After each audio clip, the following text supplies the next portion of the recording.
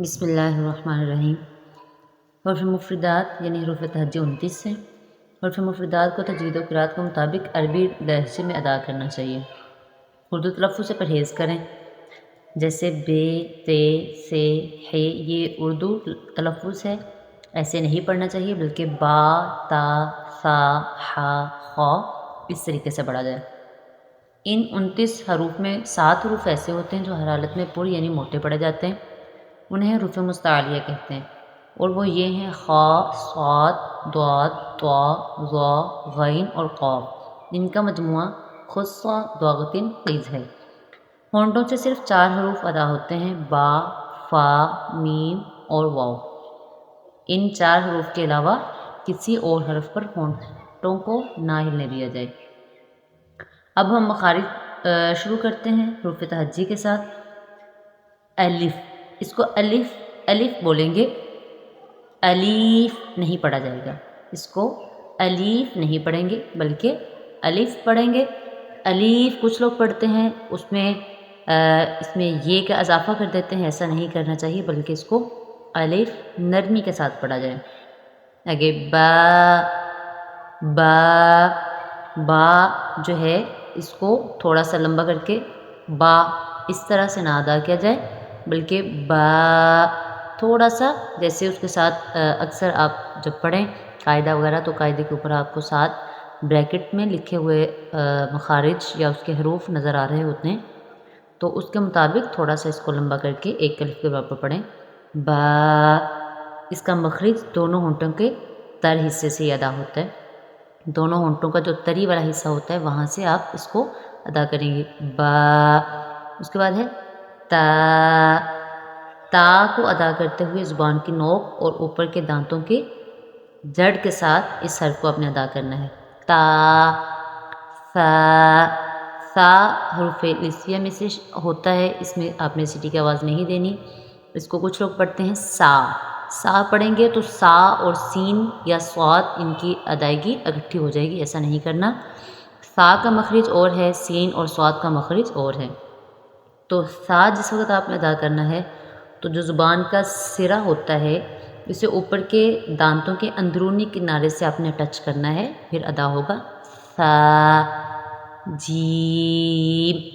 جیم ادا کرتے ہوئے بھی آپ نے خیال رکھنا ہے کہ اس کے سائڈ پہ جو بریکٹ میں ورڈ ہوتا ہے وہ جیم ہوتا ہے، اس کے اوپر مد ہوتی ہے، 2 یا مدہ ہوتی ہیں، تو اس وجہ سے آپ نے اس کو لمبا کر کے جیم یعنی 2 حرف مدہ کے مقدار یا 3 حرف مدہ کی مقدار آپ نے اس کو لمبا کرنا ہے۔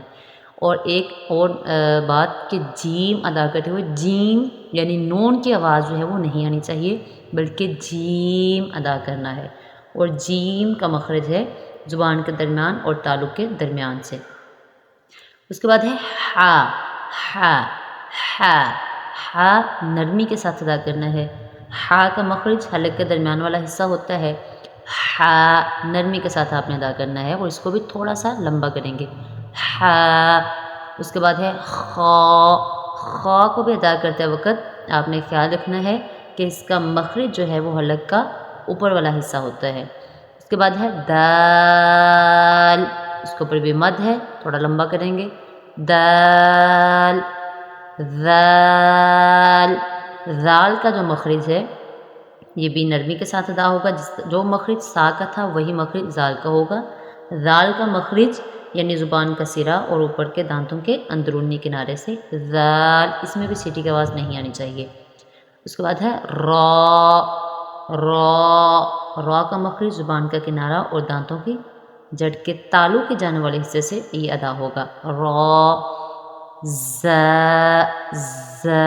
زا سیٹی کے ساتھ ہوتا ہے، یہ خیال رکھنا ہے کہ ذال میں سیٹی کی آواز نہیں آنی چاہیے اور زا میں سیٹی کی آواز آنی چاہیے، یہ حروف صفیریہ میں سے ہوتا ہے، اس کا مخرج ہے زبان کی نوک اور دونوں دانتوں کے اندرونی کنارہ۔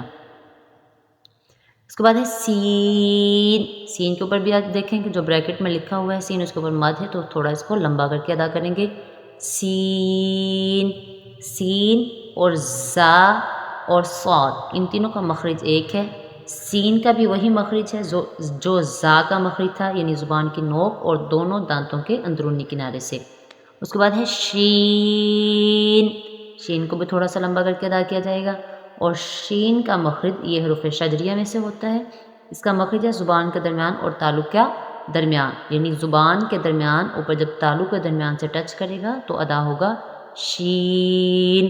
اس کے بعد ہے صاد، صاد جو ورڈ ہے یہ حروف مستعلیہ میں سے بھی ہے، اس کو تھوڑا موٹا بھی پڑھیں گے اور اس کا مخرج بھی سیٹی کے ساتھ ہی ادا ہوگا، یعنی اس کا مخرج زبان کی نوک اور دونوں دانتوں کے اندرونی کنارے سے۔ اس کے بعد ہے غاد، غاد یہ حروف موٹا بھی پڑھا جائے گا چونکہ حروف مستعلیہ میں سے ہے، اور غاد کا مخرج ہے زبان کی کروٹ اور اوپر کی داڑھوں کی جڑ سے یہ حرف ادا ہوتا ہے۔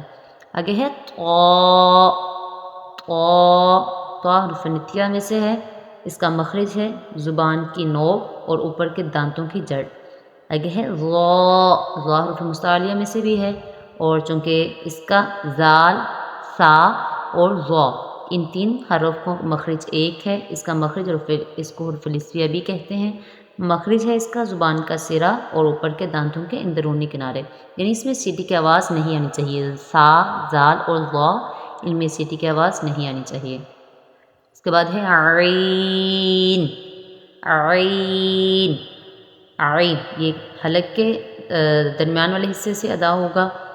اس کے بعد ہے غین، عین غین فٹافٹ نہیں پڑھیں گے اس کو، عین تھوڑا لمبا کر کے، اس کے بعد غین، ٹھیک ہے، اس کو بھی تھوڑا سا لمبا کر کے ادا کیا جائے گا چونکہ یہ حروف مستعلیہ میں سے بھی ہے۔ عین کا مخرج الگ ہے، غین کا مخرج الگ ہے، عین کا مخرج حلق کا درمیان والا حصہ ہے اور غین کا مخرج وہی ہے جو اوپر خا کا مخرج تھا، غین یعنی حلق کا اوپر والا حصہ۔ آگے ہے فا، فا چونکہ یہ حروف ہونٹوں سے ادا ہوتا ہے تو اوپر کے دانتوں کے کنارے اور نچلے کے ہونٹ کا جو تر حصہ ہوتا ہے اس سے ادا ہوتا ہے فا۔ آگے ہے قاف، قاف یہ موٹا بھی پڑھا جائے گا اور تھوڑا سا لمبا بھی پڑھیں گے، اس کا مخرج ہے زبان کی جڑ اور تالو کے نرم حصہ۔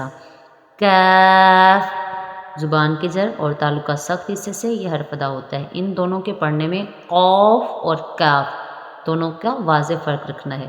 آگے ہے لام، اس کو لام بولیں گے، اس کو لام نہیں بولیں گے، کچھ لوگ اس کو ادا کرتے ہوئے لام پڑھتے ہیں تو نون کی آواز نکلتی ہے، اس میں چونکہ نون نہیں ہے، ٹھیک ہے، تو اس کو لام پڑھا جائے گا، اس کا مخرج ہے زبان کا کنارہ اور دانتوں کی جڑ کے تالو کے جانے والے حصے سے یہ حرف ادا ہوتا ہے۔ آگے ہے میم، میم اس کو بھی ادا کرتے ہوئے ناک میں آواز نہ جائے، اس کو میم نہیں پڑھیں گے بلکہ اس کو بھی میم ہی پڑھا جائے گا، اس کا مخرج دونوں ہونٹوں کا خشک حصہ ہوتا ہے، دونوں ہونٹوں کے خشک حصے کو ملائیں تو میم ادا ہوتا ہے۔ اس کے بعد ہے نون، اور نون کا مخرج کیا ہے؟ زبان کا کنارہ دانتوں کی جڑ کے تالو کے جانے والے حصے سے ادا ہوتا ہے۔ لام، نون اور را ان تینوں کا مخرج ایک ہے۔ اس کے بعد ہے واو، واو دونوں ہونٹوں کا گول کرنے سے واو ادا ہوتا ہے۔ اس کے بعد ہے ہا، ہا جو ہے حلق کے نیچے والے حصے سے ادا ہوتا ہے۔ حمزہ، حمزہ، حمزہ اور ہا ان دونوں کا مخرج ایک ہے یعنی حلق کا نیچے والا حصہ۔ اس کے بعد ہے یا، یا حرف شجریہ میں سے ہے، جیم، شین اور یا ان تینوں کا مخرج ایک ہے یعنی زبان کا درمیان اور تالو کے درمیان سے ادا ہوتا ہے۔ آج کے لیے ہمارا یہی سبق ہے، اس میں ہم نے حروف مفردات یعنی حروف تہجی کے مخارج اور حروف تہجی پڑھا ہے۔ نیکسٹ انشاءاللہ ہم اپنے اگلے سبق میں اس کی مختلف اشکال کے ساتھ اس کو پڑھنا سیکھیں گے۔